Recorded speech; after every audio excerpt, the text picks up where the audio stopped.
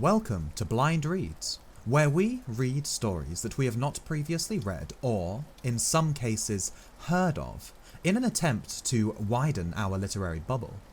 Today's story is The Necklace, authored by Guy de Maupassant and narrated by myself, Samuel Lawrence. In this story, we follow a woman who envies the rich and refuses to allow herself to be seen as poor. Enjoy.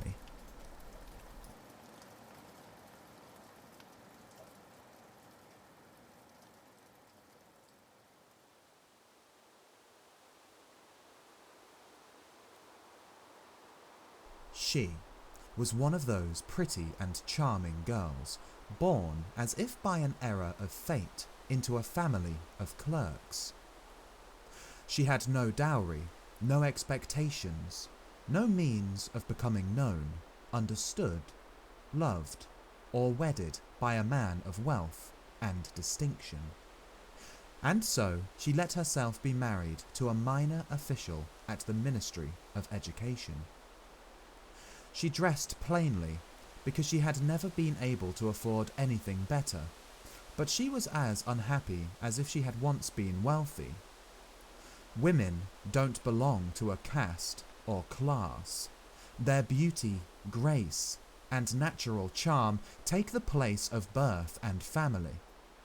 Natural delicacy, instinctive elegance, and a quick wit determine their place in society and make the daughters of commoners the equals of the very finest ladies. She suffered endlessly, feeling she was entitled to all the delicacies and luxuries of life. She suffered because of the poorness of her house as she looked at the dirty walls, the worn-out chairs, and the ugly curtains. All these things that another woman of her class would not even have noticed tormented her and made her resentful. The sight of the little Brenton girl who did her housework filled her with terrible regrets and hopeless fantasies. She dreamed of silent antechambers hung with oriental tapestries lit from above by torches in bronze holders, while two tall footmen in knee-length breeches napped in huge armchairs, sleepy from the stove's oppressive warmth. She dreamed of vast living rooms furnished in rare old silks, elegant furniture loaded with priceless ornaments, and inviting smaller rooms, perfumed, made for afternoon chats with close friends, famous, sought-after men who all women envy and desire. When she sat down to dinner at a round table covered with a 3-day-old cloth opposite her husband, who, lifting the lid off the soup, shouted excitedly, "Ah, beef stew! What could be better?" She dreamed of fine dinners, of shining silverware, of tapestries which peopled the walls with figures from another time and strange birds in fairy forests. She dreamed of delicious dishes served on wonderful plates, of whispered gallantries listened to with an inscrutable smile as one ate the pink flesh of a trout or the wings of a quail. She had no dresses, no jewels, nothing, and these were the only things she loved. She felt she was made for them alone. She wanted so much to charm, to be envied, to be desired and sought after. She had a rich friend, a former schoolmate at the convent, whom she no longer wanted to visit because she suffered so much when she came home.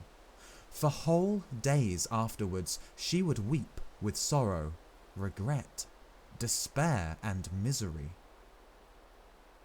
One evening her husband came home with an air of triumph, holding a large envelope in his hand. "Look," he said, "here's something for you." She tore open the paper and drew out a card on which was printed the words, The Minister of Education and Madame Georges Rapagneau request the pleasure of Master and Madame Loisel's company at the Ministry on the evening of Monday, January 18th. Instead of being delighted as her husband had hoped, she threw the invitation on the table resentfully and muttered, "What do you want me to do with that?" "But, my dear, I thought you would be pleased. You never go out, and it will be such a lovely occasion. I had awful trouble getting it. Everyone wants to go. It is very exclusive, and they are not giving many invitations to clerks. The whole ministry will be there."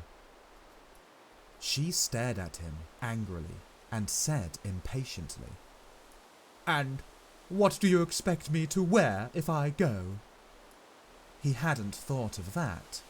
He stammered, "Why, the dress you go to the theatre in. It seems very nice to me." He stopped, stunned, distressed to see his wife crying. 2 large tears ran slowly from the corners of her eyes towards the corners of her mouth.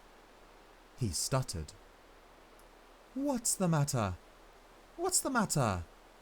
With great effort, she overcame her grief and replied in a calm voice as she wiped her wet cheeks, "Nothing.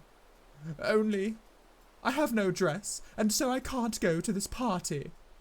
Give your invitation to a friend whose wife has better clothes than I do." He was distraught, but tried again. "Let's see, Matilda. How much would a suitable dress cost? One which you could use again on other occasions. Something very simple." She thought for a moment, computing the cost, and also wondering what amount she could ask for without an immediate refusal and an alarmed exclamation from the thrifty clerk. At last she answered hesitantly, "I don't know exactly, but I think I could do it with 400 francs. He turned a little pale, because he had been saving that exact amount to buy a gun and treat himself to a hunting trip the following summer, in the country near Nanterre, with a few friends who went lark shooting there on Sundays. However, he said, "Very well, I can give you 400 francs, but try and get a really beautiful dress." The day of the party drew near, and Madame Loisel seemed sad, restless, anxious. Her dress was ready, however. One evening her husband said to her, "What's the matter? You've been acting strange these last 3 days." She replied, "I'm upset that I have no jewels. Not a single stone to wear. I will look cheap. I would almost rather not go to the party." "You could wear flowers," he said. "They are very fashionable at this time of year. For 10 francs, you could get 2 or 3 magnificent roses." She was not convinced. "No, there is nothing more humiliating than looking poor in the middle of a lot of rich women." "Ugh, how stupid you are," her husband cried. "Go and see your friend, Madame Forestier, and ask her to lend you some jewels. You know her well enough for that." She uttered a cry of joy. "Of course! I had not thought of that." The next day, she went to her friend's house and told her of her distress. Madame Forestier went to the mirrored wardrobe, took out a large box, brought it back, opened it, and said to Madame Loisel, "Choose, my dear." First, she saw some bracelets, then a pearl necklace, then a gold Venetian cross set with precious stones of exquisite craftsmanship. She tried on the jewellery in the mirror, hesitated, could not bear to part with them, to give them back. She kept asking, "You have nothing else?" "Why, yes, but I don't know what you like." Suddenly, she discovered in a black satin box a superb diamond necklace, and her heart began to beat with uncontrolled desire. Her hands trembled as she took it. She fastened it around her neck, over her high-necked dress, and stood lost in ecstasy as she looked at herself.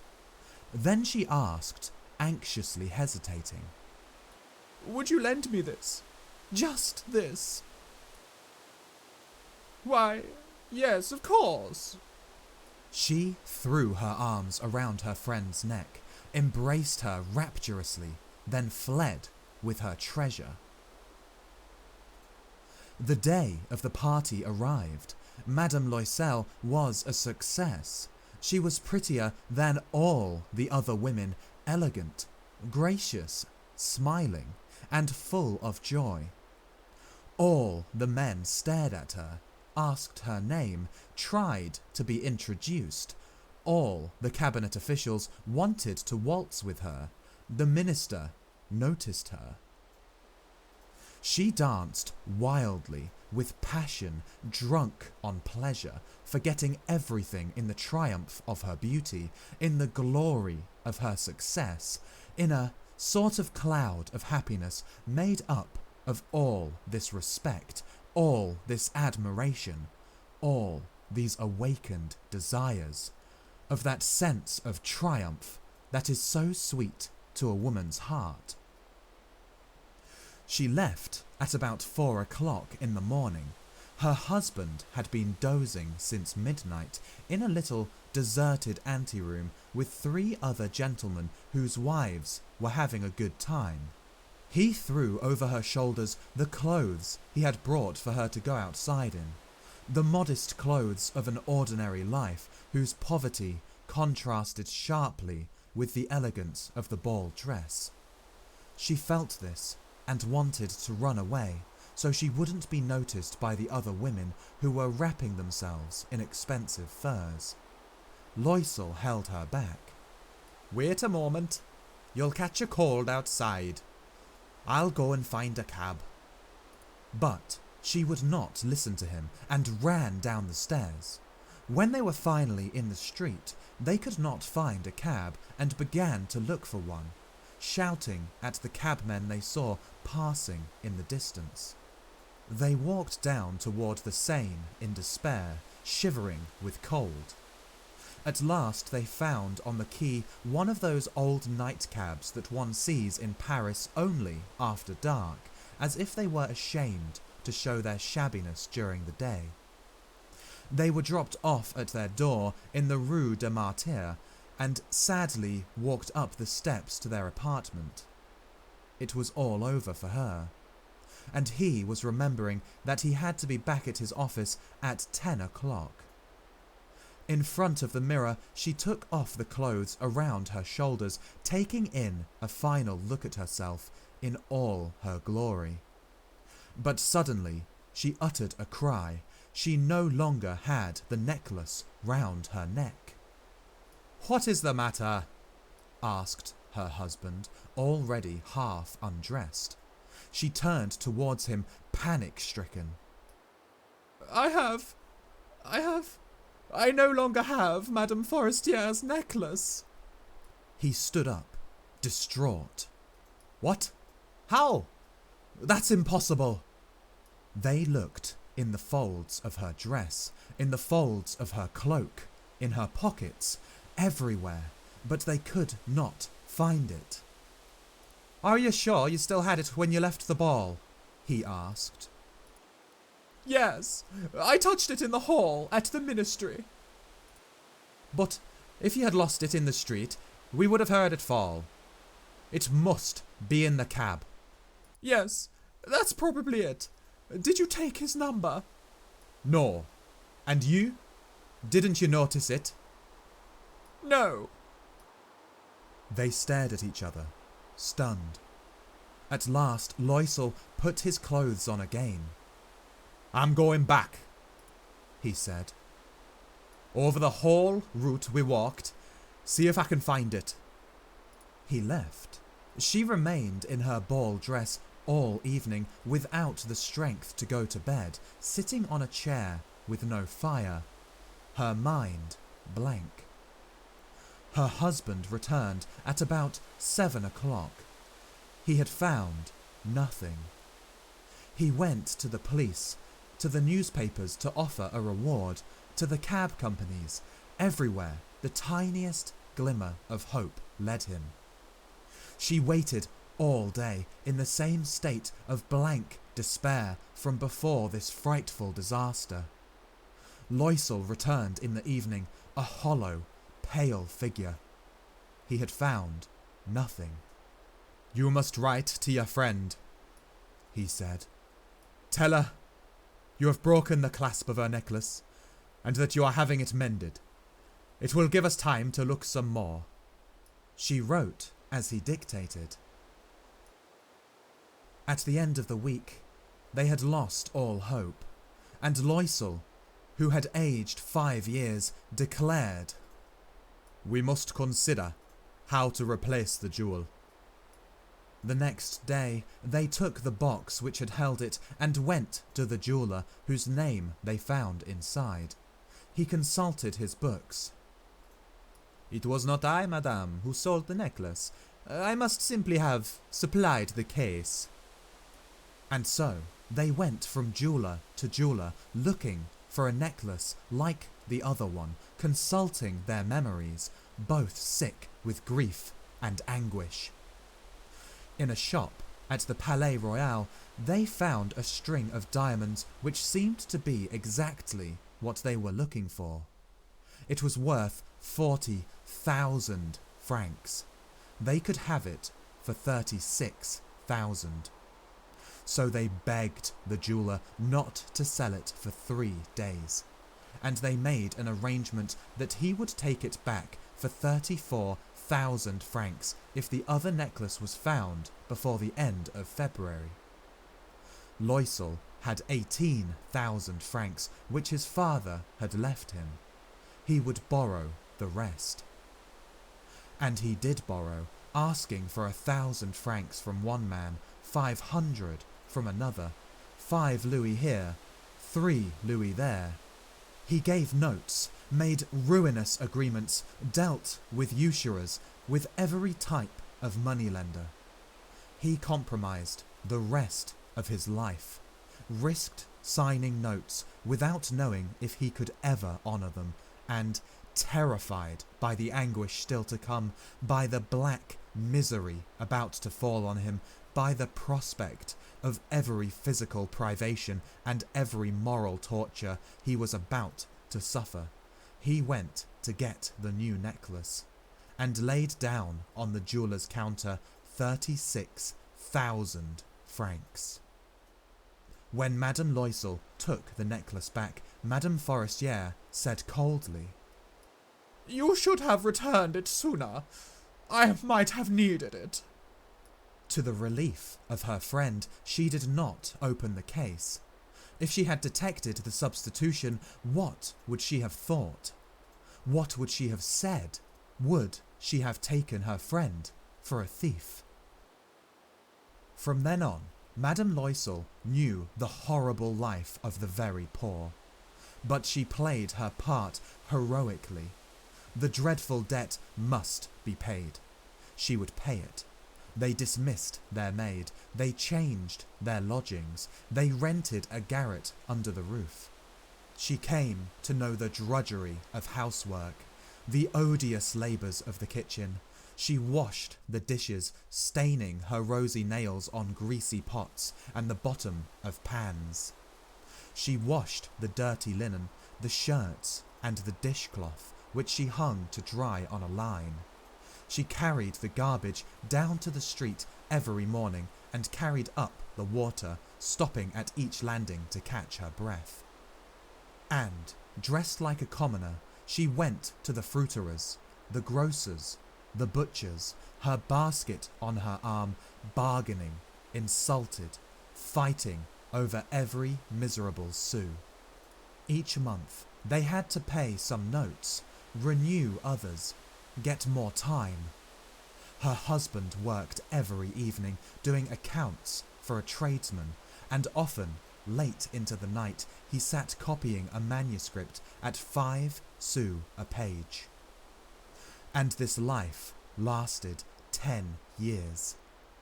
At the end of 10 years, they had paid off everything at usurer's rates and with the accumulation of compound interest. Madame Loisel looked old now. She had become strong, hard and rough like all women of impoverished households, with her hair combed, with skirts awry and reddened hands. She talked loudly as she washed the floor with great swishes of water. But sometimes, when her husband was at the office, she sat down near the window and thought of that evening at the ball so long ago, when she had been so beautiful and so admired. What would have happened if she had not lost that necklace? Who knows? Who knows? How strange life is, how fickle, how little is needed for one to be ruined or saved. One Sunday, as she was walking in the Champs-Élysées to refresh herself after the week's work, suddenly she saw a woman walking with a child. It was Madame Forestier, still young, still beautiful, still charming. Madame Loisel felt emotional. Should she speak to her? Yes, of course. And now that she had paid, she would tell her all. Why not? She went up to her. "Good morning, Jean." The other, astonished to be addressed so familiarly by this common woman, did not recognize her. She stammered. "But, madam, I don't know. You must have made a mistake." "No, I am Mathilde Loisel." Her friend uttered a cry. "Oh, my poor Mathilde, how you've changed." "Yes, I have had some hard times since I last saw you, and many miseries, and all because of you." "Me? How can that be?" "You remember that diamond necklace that you lent me to wear to the ministry party?" "Yes. Well?" "Well, I lost it." "What do you mean? You brought it back?" "I brought you back another exactly like it, and it has taken us 10 years to pay for it. It wasn't easy for us. We had very little, but at last it is over, and I am very glad." Madame Forestier was stunned. "You say that you bought a diamond necklace to replace mine?" "Yes. You didn't notice then? They were very similar." And she smiled with proud and innocent pleasure. Madame Forestier, deeply moved, took both her hands. "Oh, my poor Mathilde! Mine was an imitation. It was worth 500 francs at most."